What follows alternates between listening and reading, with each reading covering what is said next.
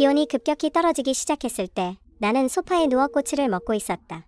화로 위에 고기는 지글지글 기름을 뿜어냈고 나는 편안하게 불을 쬐며 차를 마셨다. 삶과 죽음의 경계에서 허덕이는 전 남자친구와 절친을 단톡방에 초대해 동영상을 하나 보냈다. 나는 싱글벙글 웃으며 그들에게 먹고 싶냐고 물었다. 전생에 나는 남자친구였던 왕난과 내 절친 안치의 간통 현장을 목격했고 나를 속여 목숨을 노리려던 그들의 음모를 폭로했다가 화가 난 그들에 의해 문 밖으로 밀려나고 말았다. 그런데 전혀 예상치 못하게도 원래 9월 날씨였어야 했는데 기이하게도 폭설이 내리기 시작했다. 기온은 하룻밤 사이에 영하 50도까지 떨어졌고 나는 문 앞에서 그대로 얼어 죽었다.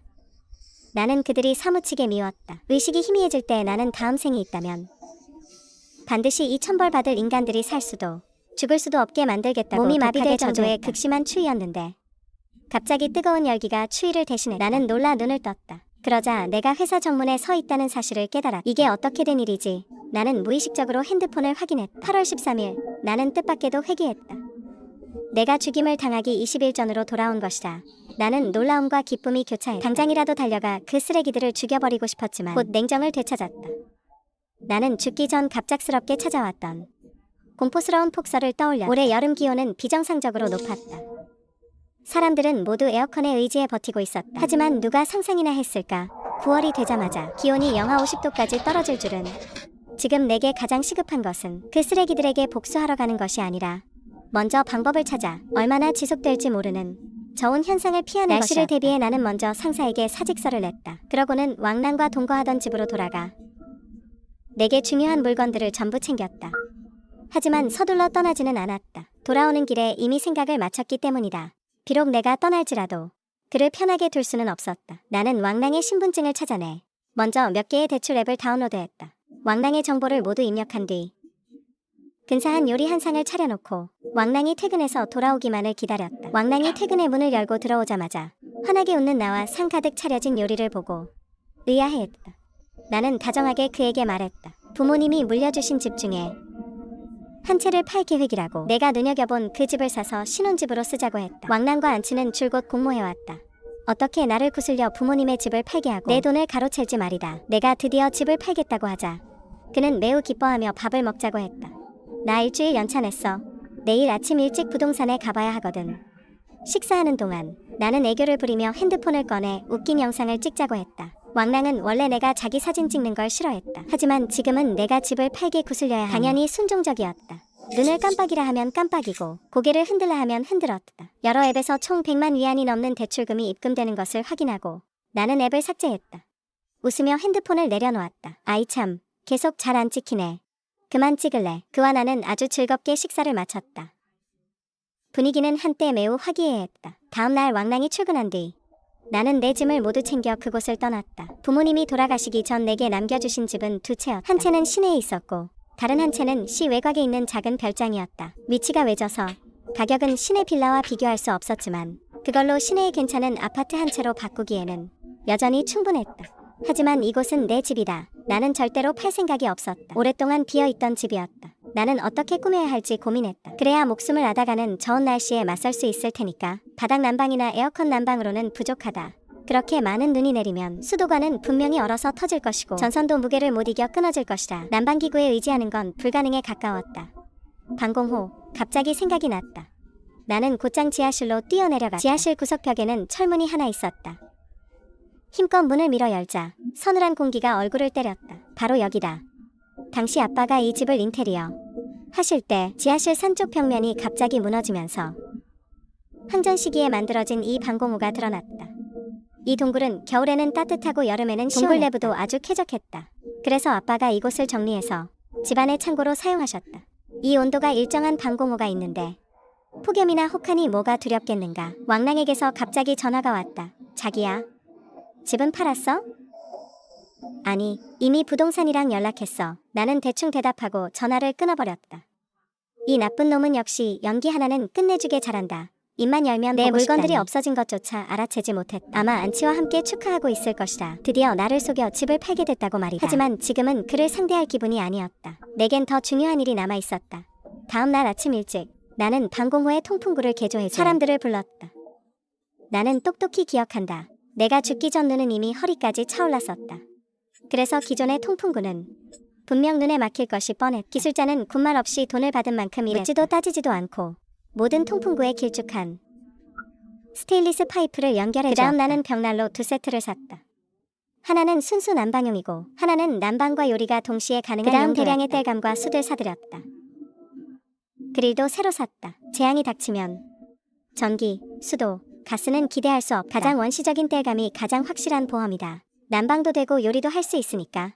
비록 동그란 온도가 일정하다고 해도 기온이 얼마나 비정상적으로 낮아질지는 알 수 없는 노릇이다. 그러니 유비무환이다. 수도관이 얼어 터질 것을 대비해 나는 아예 기술자를 불러 지하실에 우물을 팠다. 방공호와 마찬가지로 우물물도 온도가 일정하다. 밖이 아무리 추워도 물은 얼지 않을 것이다. 우물 파는 기술자는 매우 의아해했다. 남들은 다 마당에 우물을 파는데 왜 지하실에 파려고 하느냐고 물었다. 나는 미리 핑계를 생각해두었다. 화장품을 연구 중인데 햇빛을 보지 않은 물을 사용해야 개발할 수 있다고 했다. 기술자는 나의 진지한 헛소리에 깜빡 속아 넘어갔다. 존경 어린 눈빛을 보내며 순식간에 우물을 완성해 주었다. 이제 물자를 비축할 차례였다. 내가 죽기 전에는 하룻밤 만에 눈이 허리까지 쌓였었다. 그런 상황에선 절대 밖으로 나갈 수 없다. 정전이 될 것을 고려해 양초 10박스를 샀다. 고출력 보조 배터리 20개와 라이터 2박스, 방풍 점화기 2박스도 챙겼다.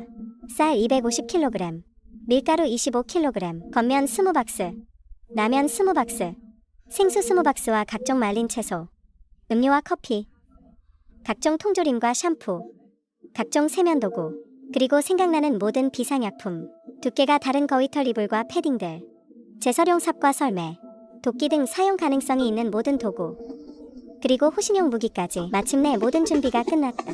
나의 개인적인 비행기 준비. 비행기 얘기가 나와서 말인데 다들 새 비행기를 사면 헌 비행기는 어떻게 처리하는가? 침대와 탁자 같은 가구들도 전부 새로 샀다. 물자들이 끊임없이 집으로 배달되었다. 관리실 보안 요원과 이웃들은 우리 집에서 쿵쾅거리는 소리와 함께 수리하는 모습을 보게 되었다. 나는 그들에게 오랫동안 비어있던 집이라 리모델링 중이라고 그래서 설명했다. 인부들이 물건을 배달해도 이상하게 여기지 않았다. 입주하기 전에 돈을 물 쓰듯 안 쓰는 집이 어디 있겠는가. 이 물자들을 모두 적절히 배치하고 나니 그 혹한이 닥치기까지 딱 일주일이 남았다. 왕랑은 매일 전화를 걸어와 집 파는 일에 대해 물었다. 여러 번 웃음이 터져나올 뻔했다. 떠나던 날 설치해둔 CCTV를 확인해보았다. 그가 나에게는 애틋하게 전화를 걸면서도 품에 안긴 안치와 시시덕거리는 모습을 보았다. 나는 구역질을 참으며 목소리를 쥐었자 왕랑에게 물었다. 나 사랑해?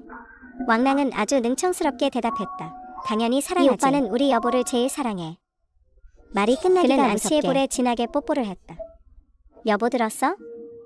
오빠가 지금 뽀뽀해주는 거. 말이 끝나자마자 안치는 그와 함께 소리 없이 웃어댔다. 들었어.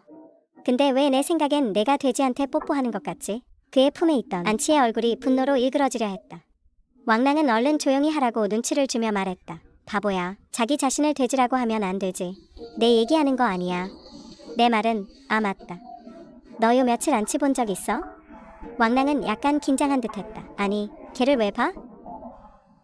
안 봤다니 다행이네. 걔 요즘 오빠 도박빚 갚아준다고 여기저기 돈 빌리러 다닌다더라고. 내가 몇 번 말렸는데 듣지도 않아. 나 떠날 때 보니까 어떤 여자가 키 작고 뚱뚱한 남자한테 안겨서 호텔로 들어가는 걸 봤거든. 걔랑 참 닮았는데 휴. 설마 걔는 아니겠지? CCTV 속 왕랑의 안색이 변하는 것이 보였다. 안치의 얼굴에도 당혹감이 역력했다. 나는 싱글벙글 웃으며 전화를 끊었다. 안치와 나는 대학 동창이다. 그녀의 집은 남아선호 사상이 강했고 오빠는 사고만 치고 다녔다. 나는 그녀가 너무 불쌍해서 최대한 잘해주려고 노력했다. 그녀가 오빠의 빚을 갚기 위해 왕씨 성을 가진 늙은 남자에게 몸을 맡겼을 때도 나는 그저 가슴 아파했을 뿐 단 한 번도 그녀를 무시한 적이 없었다. 진심으로 대했는데 그녀는 내 남자친구를 뺏은 것도 모자라 내 목숨까지 노렸다. 전생에 집안에 화장품이 자꾸만 없어지는 게 이상해서 집에 CCTV를 설치했었다. 그런데 왕랑에게 말하기도 전에 나는 발견하고 말았다. 그와 안치가 내 침대에서 차마 말로 표현 못할 짓을 하는 것을. 사건 후에 안치는 왕랑에게 빨리 나를 속여 집을 팔게 하고 보험을 들라고 재촉했다. 만약 말을 듣지 않으면 먼저 혼인신고부터 하고 그 다음에 기회를 봐서 죽여버리자고 했다. 그러면 내가 유일한 상속인이 되니까 이 집 재산은 다 우리게 되는 거라고. 우리 집 재산이라곤 집 2채뿐이었고 그저 평범한 수준일 뿐이었다. 부자라고 할 수도 없었다. 나는 무슨 일이 있어도 상상조차 못했다. 고작 이 정도 재산 때문에 친자매처럼 여겼던 절친이 내 목숨을 노릴 줄은 전생에. 분노한 나는 곧장 집으로 달려가 따졌다. 그 쓰레기들은 들통이 나자 오히려 나를 밖으로 밀어내버렸다. 그들에게 매맞고 쫓겨났던 수모를 생각하면, 얼어 죽기 전까지 겪었던 그 고통을 생각하면, 제발 문 좀 열어달라고 애원했던 나를 생각하면 핸드폰과 신분증만이라도 챙기게 해달라고 빌었지만 그들은 끝내 거절했다. 내 마음속은 증오로 가득 찼다. CCTV 속 왕랑은 이미 추궁을 시작했고 안치는 독한 맹세를 하며 발뺌했다. 절대 다른 남자와 호텔에 간 적이 없다고, 내가 자기를 모함하는 것이라고 우겼다. 나는 싱글벙글 웃으며 CCTV 속에서 그들이 싸우는 모습을 지켜보았다. 과연 그들이 언제쯤이나 내 물건들이 사라졌다는 사실을 눈치챌지 나는 더 알고 싶었다. 왕랑이 자신도 모르는 사이에 그 엄청난 대출금이 생겼다는 걸 알았을 때 그가 어떤 반응을 보일지. 아쉽게도 그들은 우리 부모님이 집을 남겨주신 건 알았지만 그 주소는 알지 못했다. 그래서 내가 자기들을 속인 걸 알아도 나를 찾아낼 수 없을 것이다. 그때 그가 지을 표정을 생각하니 정말 기대가 된다. CCTV를 끄고 나는 시장으로 향했다. 길었던 폭염이 드디어 물러가고 사람들은 오랜만에 찾아온 시원함을 반겼다. 하지만 나는 알고 있었다. 이것은 죽음의 사자가 미리 던져주는 작은 미끼일 뿐이라는 것을. 나는 채소 장수에게 채소 배달을 시켰다. 전부 배추였다. 고구마, 감자, 단호박같이 오래 보관할 수 있는 것들이었다. 나는 그것들을 방공호 깊숙한 곳에 넣어두었다. 마지막으로 사람을 불러 문과 창문을 보강했다. 사실 보안 문제는 크게 걱정하지 않았다. 혹한이 닥치면 하룻밤 새 눈이 허리를 넘길 것이고 한 걸음도 옮기기 힘들 테니까 나는 그저 문과 창문이 폭설과 추위의 압력을 견디지 못하고 파손될까. 그렇게 되면 집안은 끝장이다. 모든 준비를 마치고 나니 혹한이 오기까지 딱 이틀 남았다. 왕랑도 드디어 자신에게 거액의 대출이 있다는 사실을 알아챘다. 그는 전화를 걸어 어떻게 된 일이냐고 따졌다. 나는 소파에 누워 나른하게 대답했다. 대출이라니? 나는 모르는 일이야. 그 돈 다 내 카드로 입금됐잖아. 어디서 발뺌이야. 왕랑은 분노가 머리끝까지 치밀었다. 너 지금 뭐 하자는? 며칠 전에 내가 나한테 보낸 그 123만 위안 말이야? 이제야 인정하는군. 뭐? 내가 너한테 보냈다고? 내가 언제 너한테 보냈는데? 나 떠나기 전날 밤이잖아. 나한테 빌린 돈 갚는 거라고 했잖아. 내가 천천히 줘도 된다고 했는데 내가 친한 사이일수록 계산은 확실히 해야 한다면서 빌린 돈은 갚아야 한다고 그랬잖아. 왕랑은 분명 당황한 기색이었다. 무슨 소리야? 나는 사진 한 장을 보냈다. 그것은 차용증이었다. 거기엔 그가 나에게 현금 123만 위안을 빌렸다고 명확히 적혀 있었다. 지장까지 찍혀 있었다. 1년 안에 갚기로 하고 이자는 입으로. 왕랑은 폭발했다. 내가 언제 너한테 돈을 빌렸어? 너 지금 뭐 하자는 거야? 왜? 이제 와서 발뺌하게? 왕랑은 당연히 인정하지 않았다. 전화기 너머로 고래고래 소리를 질러댔다. 당장 내 돈 돌려놔. 안 그러면 신고해버릴 거야.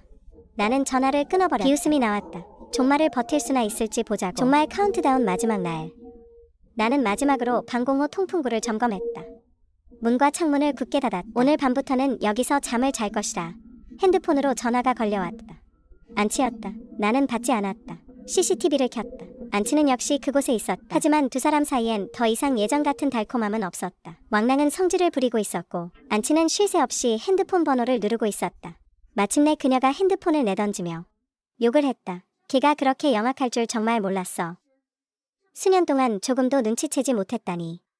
넌 왜 그렇게 멍청해? 걔가 시키는 대로 다 하고. 너 돼지야? 내가 맨날 걔 착하고 머리 안 굴린다고 했잖아. 안 그랬으면 내가 걔를 그렇게 믿었겠어? 그럼 지금 내 탓이라는 거야? 설마 걔 말이 진짜야? 그 돈 진짜 내가 걔한테 빌린 거 아니야? 말도 안 되는 소리 좀 마. 그럼 차용증은 어떻게 된 건데? 내가 그걸 어떻게 알아? 나는 그들의 말다툼 소리를 들으며 잠이 들었다. 우스운 점은 이 지경이 되어서도 그들은 여전히 내 물건들이 없어진 걸 모르고 있었다. 잠에서 깨니 밤 3시였다. 이불 밖으로 손을 내밀어 온도를 느껴보았다. 확실히 많이 서늘해졌다. 두껍고 긴 패딩을 찾아 입고 방공호를 나섰다. 문을 나서자마자 한기에 몸이 으스스 떨렸다. 1층은 지하실보다 훨씬 더 추웠다. 패딩을 꽉 여몄는데도 몸이 계속 떨려왔다. 커튼을 걷어보았다. 밖은 눈부시게 하였다. 커다란 손뭉치 같은 것들이 쏟아져 내리고 있었다. 폭설과 혹한이 약속대로 찾아온 것이다. 나는 방공호 안으로 돌아갔다. 이불 속으로 파고들었다. 두툼한 이불이 따뜻하게 감싸주자 깊은 만족감이 밀려왔다. 나는 CCTV를 켰다. 왕랑과 안치는 여름용 얇은 이불을 몸에 칭칭 감고 소파에 웅크린 채 서로를 껴안고 있었다. 에어컨은 난방으로 켜져 있었지만 안치는 여전히 이가 떨릴 정도로 추워했다. 어떻게 이럴 수가 있어? 두꺼운 이불 하나 없다니. 어떻게 된 거야? 왕랑이 몸을 떨며 고개를 저었다. 모르겠어. 평소에는 예우가 다 정리해뒀었는데 잠깐 예우 물건들이 다 없어진 것 같아. 이런, 이제야 알아챘군. 나는 이불 속에 반쯤 기대앉아 CCTV를 보며 참지 못하고 웃음을 터뜨렸다. 곧 깨닫게 될 것이다. 이불과 두꺼운 옷뿐만 아니라 음식도 하나 없다는 사실을. 내가 떠날 때 집안의 식재료를 전부 비우고 버렸다. 음료수만 남겨두었을 뿐이다. 그들은 그저 기도할 수밖에 없을 이런 것이다. 혹한의 날씨에 누군가 배달을 와주기를 말이다. 내가 한창 즐거워하고 있을 때 핸드폰이 미친 듯이 울렸다. 왕랑이었다. 나는 수락 버튼을 눌렀다. 예우.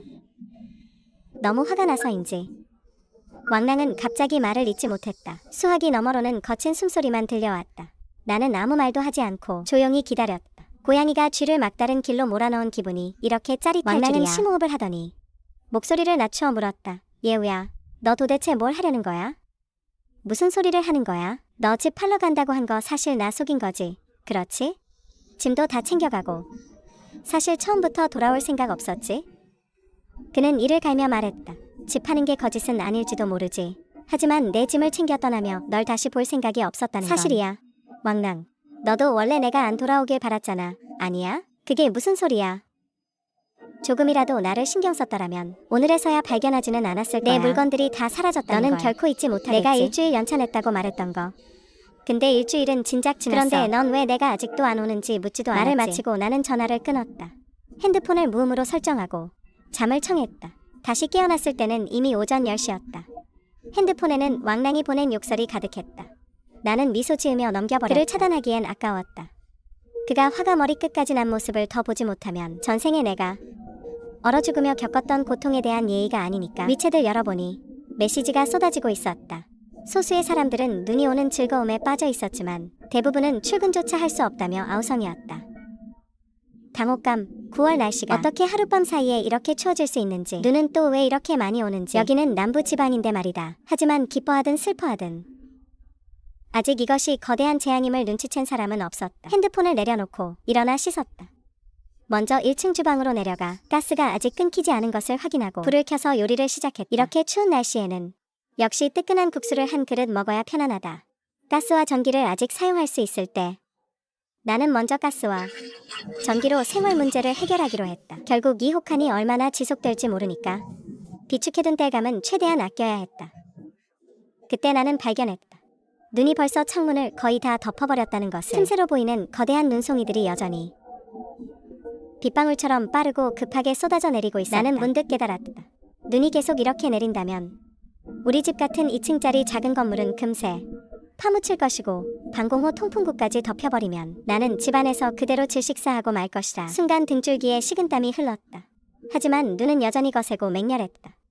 눈을 멈추게 할 방법은 없었다. 6층에 사는 왕랑과 안치가 얼어 죽기도 전에 내가 먼저 숨이 막혀 죽을지도 모른다고 치밀어 올라 목이 막히는 것 같았다. 통풍구가 막히지 않게 확실히 해야 했다. 나는 벽난로의 연통을 통풍구에서 1m 떨어진 곳에 고정했다. 벽난로의 열기가 연통을 뜨겁게 달굴 것이고 그 열기가 눈을 녹여 통풍구가 막히지 않게 해줄 것이다. 땔감은 건조해서 불이 잘 붙었다. 벽난로 안에서는 금세 불길이 활활 타올랐다. 얼마 지나지 않아 방공호하는 봄날처럼 따뜻해졌다. 나는 CCTV를 켰다. 소파 위에서 왕랑은 안색이 파랗게 질린 채 욕을 퍼붓고 있었다. 예우 이 나쁜 년. 눈만 그쳐봐. 당장 찾아가서 절대 가만 안 둘 거야. 안치는 추위에 오들오들 떨며 말했다. 오빠, 나 배고파. 배 안 고픈 사람이 어디 있어. 빌어먹을. 배달 주문을 해도 받는 사람이 없는데 내가 어쩌라고. 너희 집엔 어째 먹을 게 하나도 없니?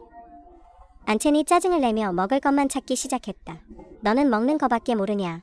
이 불효 같은 것들의 비참한 꼴을 보니 답답했던 마음이 순식간에 풀렸다. 수많은 부재중 전화와 나를 욕하는 메시지들. 전부 왕랑의 것이었다. 나는 가볍게 무시했다. 몇 개는 안첸의 메시지였다. 전부 안부를 묻거나 내가 어디 있는지 묻는 내용이었다. 참나. 그는 내가 그와 왕랑이 함께 있다는 걸 모른다고 생각하나 보다. 여전히 내 앞에서 연기 중이다. 나는 대충 훑어보고 답장하지 않은 채 그 아파트 동 단톡방을 열었다. 단톡방은 이번 폭설로 이야기가 한창이었다. 이쯤 되니 출근할 수 있는지는 아무도 신경 쓰지 않았다. 다들 단수와 추위 때문에 아우성이었다. 나는 먼저 단톡방에 홍보어를 하나 뿌려 사람들의 주의를 끌었다. 그러고는 선의로 사람들에게 경고했다. 날씨가 너무 기괴해요. 얼마나 더 갈지도 모르겠고요. 집에 있는 식수 아껴 쓰시는 게 좋을 거예요. 음식이나 방한 의류, 이불도요. 최악의 상황을 대비하세요. 나는 그들에게 문과 창문을 잘 단속하라고 만약 눈이 그치지 않고 기온이 계속 내려가면 먹을 것도 없고 입을 것도 없는 사람들이 살기 위해 무슨 짓이든 저지를지도 모른다고. 왕란과 안첸이 가만히 앉아서 죽기만을 기다릴 리 없었다. 견디기 힘들어지면 그들은 분명 이웃들에게 도움을 요청할 것이다. 나는 그들의 구조 요청기를 끊어버릴 생각이었다. 단톡방 이웃들에게 미리 예방 주사를 놓은 뒤 나는 안첸과의 대화창을 열었다. 나 집에 있어 라고 답장을 보냈다. 너는? CCTV 화면 속에서 안첸은 이미 추위에 정신이 나간 상태였다. 왕랑이 먼저 내 메시지를 발견했다. 그는 얼른 안첸에게 폰을 건네며 재촉했다. 예위 인연이 답장했어. 하면 뭐해? 걔가 우리한테 먹을 걸 보내줄 거야? 아니면 옷이나 이불을 보내줄 거야? 안첸이 바보는 아니었다. 왕랑이 안첸의 뺨을 때리며 너 바보냐? 라고 소리쳤다. 얼른 주소 물어봐야지. 눈 그치면 가서 돈 갚으라고 따질 거 아니야. 안첸은 핸드폰을 건네받았다. 손가락이 눈에 띄게 얼어붙어 있었다. 한참을 쳐도 메시지 하나 오지 않았다. 나는 벽난로를 향해 사진 한 장을 찍었다. 사진 속에는 따뜻한 화롯불과 내 앞에 놓인 차, 그리고 몇 가지 간식이 보였다. 나는 그 사진을 안첸에게 보냈다. 아주 여유로운 말투로 음성 메시지도 보냈다. 어머, 이런 때에 눈이 올 줄이야. 그것도 이렇게 많이 말이야. 집에 벽난로가 있어서 천만다행이지. 아니었으면 정말 얼어 죽을 뻔했어. 안첸의 표정과 동작이 순식간에 굳어버렸다. 이내 이를 갈며 말했다. 인연이 불을 쬐고 있네. 먹을 것도 있어. 어떻게 저렇게 편하게 지낼 수가 있어? 무슨 자격으로? 왕랑도 분명 자극을 받은 듯했다. 얼른 전화해봐. 어디 있는지 물어보라고. 안첸이 전화를 걸어왔지만 나는 거절했다. 왕랑이 핸드폰을 뺏어 들고 끊임없이 나에게 전화를 걸었다. 나는 핸드폰을 방해 금지 모드로 설정했다. 그러고는 한쪽으로 가서 내 점심을 만들었다. 아주 잘 차려 먹고 이 두 년놈들에게 보내줄 생각이었다. 야 몰라 죽으라고. 나는 아버지가 생전에 가장 좋아하시던 닭볶음탕을 만들었다. 고기와 채소가 듬뿍 들어간 큰 솥 하나가 맛있는 냄새를 풍기며 김을 모락모락냈다. 완전 밥도둑이었다. 종말의 시대에 내가 얼마나 더 살 수 있을지 누가 알겠는가. 나 자신에게 잘 해줘야지. 하지만 나는 착한 사람이라 나 혼자 잘 먹고 잘 살면서 왕랑과 안첸을 어찌 잊을 수 있겠는가. 당연히 이 맛있는 닭볶음탕 소들 사진 찍어 그들에게 보여줘야지. 잠이 안 올 때 구경이라도 하면 좋지 않겠는가. CCTV 속 안첸이 핸드폰을 확인하더니 화가 나서 몸을 떨었다. 그녀는 왕랑을 때리며 소리쳤다. 나 배고파 죽겠어. 빨리 대책 좀 세워봐. 얘 대체 무슨 생각이야? 이런 걸 나한테 왜 보내는 건데? 왕랑은 경찰에 구조 전화를 거느라 바빴다. 경찰 아저씨, 먹을 것도 없고 두꺼운 옷도 없어요. 우리 곧 얼어 죽게 생겼다고요. 제발 빨리 좀 구하러 와주세요. 상대방이 뭐라고 했는지 모르겠지만 왕랑의 미간이 점점 더 찌푸려졌다. 나는 비웃음을 참지 못했다. 안 봐도 뻔했다. 경찰도 속수무책이라는 걸 알고 있었다. 사람 키보다 높게 쌓인 눈을 뚫고 경찰이 날아오기라도 하겠는가. 왕랑은 안색이 파랗게 질린 채 전화를 끊었다. 안첸이 핸드폰 속 사진을 그에게 내밀었다. 얘 진짜 의도가 뭐라고 생각해? 왕랑은 핸드폰을 뚫어지게 쳐다보았다. 얼굴은 어둡게 가라앉았고 눈에는 원망이 가득했다. 해질녘 나는 다시 2층 테라스로 올라갔다. 환기구를 확인하니 눈은 여전히 내리고 있었다. 벽난로 굴뚝에서는 증기가 뿜어져 나왔다. 눈송이가 굴뚝의 열기와 만나 녹으면서 증발한 것이었다. 눈은 이미 2층 창문까지 쌓여 있었다. 다행히 환기구에 긴 스테인리스 관을 덧대어 놓았다. 하지만 기온은 더 떨어졌다. 영하 몇 도인지도 모르겠다. 실외에 둔 핸드폰은 바로 얼어서 꺼져버렸다. 나는 이가 부딪힐 정도로 떨며 서둘러 방공호로 뛰어들어왔다. 화롯불 앞에서 한참을 쬐고 나서야 정신이 들었다. 그러다 발견했다. 왕랑과 안첸 쪽의 CCTV 연결이 끊겼다는 것을. 단톡방은 아우성으로 가득했다. 정전이다. 전기가 안 들어온다. 에어컨을 쓸 수 없다. 두꺼운 옷도 없고 두꺼운 이불도 없는 왕랑과 안첸에게는 지옥 같은 파멸의 시작일 것이다. 기뻐해야 마땅한 일인데 지금 내 마음은 그리 즐겁지 않았다. 핸드폰에 쏟아지는 수많은 정보 속에는 구조 요청과 울음 섞인 호소 외에도 이번 눈 사태로 인해 얼마나 많은 사람이 죽었는지에 대한 비보가 가득했다. 물을 한 잔 마시려는데 눈앞이 갑자기 캄캄해졌다. 벽난로에 불빛만 남았다. 정전이다. 나는 참지 못하고 한숨을 내쉬었다. 결국 여기까지 왔구나. 비상등이 켜졌다. 나는 핸드폰을 집어들었다. 천만다행으로 네트워크 신호는 아직 살아있었다. 여전히 나를 욕하는 메시지가 많았다. 왕랑의 것뿐만 아니라 놀랍게도 안첸의 것도 있었다. 참나, 이제는 가식도 안 떨 모양이다. 전기도 끊겼는데 핸드폰 배터리를 낭비하며 나를 욕하다니. 나에 대한 사랑이 정말 대단하네. 나는 그들을 무시했다. 전기를 아끼기 위해 비상등을 끄고 침대에 누워 잠을 청했다. 깨어보니 이미 밤 9시였다. 요리할 기운도 없어서 어제 저녁에 먹다 남은 닭볶음탕을 벽난로 위에 올려대웠다. 간단히 몇 입 먹고 있는데 정말 먹는 도중에 불이 갑자기 들어왔다. 다시 전기가 들어온 핸드폰을 것이다. 켜보니 정부 공식 통보가 와 있었다. 통보에는 2가지 정보가 명확히 전달되어 있었다. 1. 눈세력이 약해지고 있다. 2. 정부가 비행기로 지면에 염화칼슘을 살포할 것이다. 지면의 제설 작업을 돕기 위함이다. 주민들은 별도의 통지가 있을 때까지 최대한 외출을 삼가라. 눈이 그치려나 보다. 염화칼슘을 뿌리면 쌓인 눈이 빨리 녹을 테고 사람들은 곧 구조의 손길을 맞이할 수 있을 것이다. 나는 떨리는 손으로 핸드폰을 내려놓았다. 참지 못하고 울음이 터져나왔다. 부모님을 여의고 외톨이가 된 내가 가여워서 사랑과 울었고 우정의 배신을 당해 목숨까지 위협받았던 상황이 전생에 비참하게 죽었던 내가 불쌍해 나는 울었다. 여전히 왕란과 안첸을 증오한다. 하지만 나에게는 충분한 힘이 새로운 삶을 마주할 힘이. 그날 밤 나는 동이 틀 무렵에야 잠들었다. 깨어보니 이미 오후 3시였다. 나는 두꺼운 오리털 파카를 껴입고 테라스로 올라갔다. 정말로 눈이 잦아들어 있었다. 펑펑 쏟아지던 한방눈이 낱개로 흩날렸다. 그것이 나를 아주 기쁘게 했다. 주방에 들어가 보니 가스가 끊겨 있었다. 다행히 전기는 들어왔다. 기분이 좋았기에 맛있는 걸 좀 만들어 먹기로 했다. 나는 반조리 육류를 꺼내고 숯불 화로에 불을 붙였다. 불판을 올리고 고기를 굽기 시작했다. 고기 조각들이 불판 위에서 지글지글 기름을 내며 익어갔다. 그러고는 핸드폰을 들어 안첸과 왕랑을 단체 톡방으로 초대했다. 지글지글 익어가는 고기 사진을 찍어 그들에게 그러고는 웃으며 음성 메시지를 보냈다. 먹고 싶어? 상대방에게서는 답장이 없었다. 핸드폰 배터리가 나간 건지 아니면 얼어 죽은 건지 모르겠다. 후자였으면 좋겠다. 폭설이 시작된 지 벌써 3일이 지났다. 그들은 먹을 것도 마실 것도 없고 두꺼운 옷도 없다. 정전까지 됐으니 어떻게 지내고 있을지 모르겠다. 생각만 해도 참 걱정이 되네. 비아냥. 핸드폰에 갑자기 전화가 왔다. 보니 안첸이었다. 기분이 좋았기에 이번에는 아주 너그럽게 수락 버튼을 눌렀다. 스피커폰을 켜자마자 상대방이 힘없는 목소리로 고함을 질렀다. 예위, 너 대체 무슨 생각이야? 무슨 생각이라니? 별 생각 없어. 그냥 내가 구운 고기 좀 보여주려는 거지. 봐봐, 맛있게 잘 구워졌지? 예위, 너 어디야? 나 집에 있지. 너희 집이 어딘데? 왜 오려고? 눈이 이렇게 많이 왔는데 못 올걸. 너 혹시 다 알고 있는 거야? 내가 뭘 알아? 내가 걔랑 말을 다 잊지 못했다. 난 아무것도 몰라. 그저 오늘 내 고기가 아주 맛있다는 것만 알지. 말을 마치고 나는 전화를 끊었다. 사실 그들과 더 이상 할 말은 없었다. 여전히 그들을 놀려주는 이유는 그저 나의 메마르고 무료한 독거 생활에 재미를 더하기 위함일 뿐이었다. 그가 다시 전화를 걸어왔다. 받지 않자 그는 끊임없이 음성 메시지를 보냈다. 사과도 하고 감정에 호소도 하고 자기를 구해달라고 애원하기도 했다. 그는 아마 배고프고 추워서 제정신이 아닌 모양이다. 내가 그를 구할 리가 없지 않은가. 설령 내가 자비심이 넘쳐 그를 구하고 내가 갈 수가 없는데 어쩌겠어. 나는 한 문장을 보냈다. 그렇게 애걸복걸할 차라리 스스로 살 길을 찾아보는 게 어때? 게다가 너랑 왕랑은 진심으로 사랑하는 사이잖아. 같이 죽어도 행복할 거 아니야. 그렇지? 이 말은 사실상 모든 걸 까발린 셈이었다. 안첸은 순간 격분했다. 쉴 새 없이 나에게 음성 메시지를 많이도 보냈다. 나는 더 이상 들을 마음이 없었다. 내 눈엔 오직 맛있는 음식뿐이다. 그래도 알고 지낸 사이인데 너무 냉정하게 굴면 안 되겠다는 생각이 들었다. 그래서 잘 구워진 표고버섯과 새우 사진도 찍어서 그들에게 보내주었다. 헤헤. 매실을 생각하며 갈증을 달래듯이 맛있는 음식을 보며 배고픔이라도 달래보렴. 나 정말 너무 착한 거 아니니? 다음날 드디어 눈이 그쳤다. 하지만 기온은 더 차가웠다. 테라스에 나가 환기구를 확인하니 문제가 없어서 다시 방공호 안으로 돌아왔다. 눈만 더 오지 않는다면 무서울 건 없었다.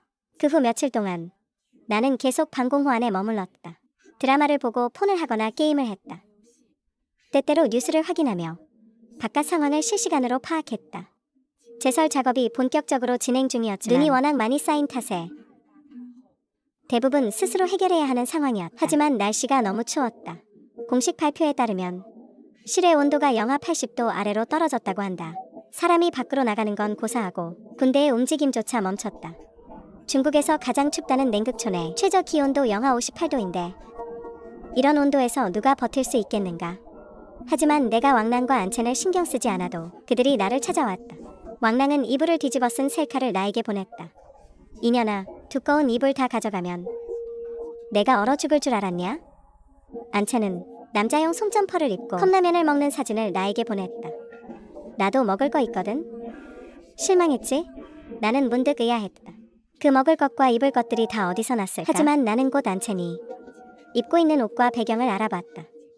아랫집에 사는 호라비의 것이었다. 그 호라비는 눈빛이 음흉해서 여성들에게 추근덕거리다 신고당한 게 한두 번이 아니었다. 그런 사람이 물자가 이토록 귀한 시기에 순순히 안첸에게 먹을 걸 줬을 리 없다. 안첸이 무엇을 대가로 지불했는지는 안 봐도 뻔했다. 나는 별말하지 않았다. 그저 선의로 그녀와 그 호라비의 행복을 빌어줬을 뿐이다. 그러고 나서 나는 안첸의 사진을 단톡방에 올리며 그 호라비를 태그했다. 컵라면 한 봉지로 새신랑 되신 거 축하드려요. 단톡방은 난리가 났다. 누구는 비웃고 누구는 조롱했다. 대부분은 그 호라비의 통 큰 배포에 감탄했다. 재난이 언제 끝날지도 모르고 정부 구호가 언제 올지도 모르는데 그는 어떻게 그 귀한 음식을 남에게 줄 수 있었을까? 어떤 이들은 호라비에게 물물 교환이나 음식 구매를 제안하기도 해. 한참 뒤에야 호라비가 나타났다. 대충 상황 파악이 됐는지 서둘러 글을 올렸다. 그냥 컵라면 한 봉지에 불쌍해 보여서 준 것뿐이고 안채는 먹고 바로 갔다고 해명했다. 나는 즉시 아무 의도 없다는 듯 한마디 덧붙였다. 안채네 집에 음식이 없나 봐요. 그녀와 남자친구가 살려면 이웃분들에게 도움을 청할 수밖에 없겠네요. 동네 남자분들도 이 호라비님을 본받아 꼭 좀 도와주셨으면 좋겠어요. 이 말이 나오자마자 부인들이 즉시 욕을 퍼붓기 시작했다. 말하기를 자기 남편이 감히 그년한테 먹을 걸 갖다 바치면 남편을 다져버리겠다고 했다. 나는 만족스럽게 대화창을 닫았다. 안첸, 왕랑, 이런 상황에서도 너희가 살아남는다면 정말 내가 인정해주마. 혹하는 계속 이어졌다. 안첸과 왕랑의 소식을 다시 들은 건 10일이 지난 후였다. 둘 다 죽었다고 한다. 안첸은 굶주림과 추위로 죽었고 왕랑은 이웃집 문을 부수고 들어가 물자를 약탈하려다 매 맞고 죽었다는 사진이 단톡방에 올라왔다. 나는 그 사진을 한참 동안 멍하니 바라보았다. 누군가는 분명 남자 이웃들이 안첸에게 몰래 먹을 걸 주는 걸 봤다고 했는데 왜 그녀가 죽었는지 의아해. 오히려 왕랑의 상태가 더 좋아 보였으니 혹시 말이다. 안첸이 왕랑을 너무 사랑해서 얻어온 음식을 전부 왕랑에게 준 걸까? 나는 비웃었다. 나는 그들을 너무 잘 안다. 둘 다 이기적이고 악독한 성품이라 누구도 상대를 위해 자신을 희생할 리 없다. 그러니 진실은 하나뿐이다. 안첸이 구해온 음식을 왕랑이 다 뺏어 먹었겠지. 2022년 가을에 불어닥친 이 한파를 얼마나 지속됐는지 기억하는 이는 대설이 마침내 멈춘 뒤 가장 먼저 정상화된 것은 전기였다. 그 다음은 가세였다. 여전히 기온은 낮고 곳곳에 산더미 같은 눈이 쌓여 있었지만 우공이 산을 옮기듯 수만 명의 사람들 앞에서는 이런 고난도 끝이 나기 마련이다. 나는 벽난로 앞에 앉아 불을 쬐며 노래를 흥얼거렸다. 자신만만하게 그날이 오기를 기다리며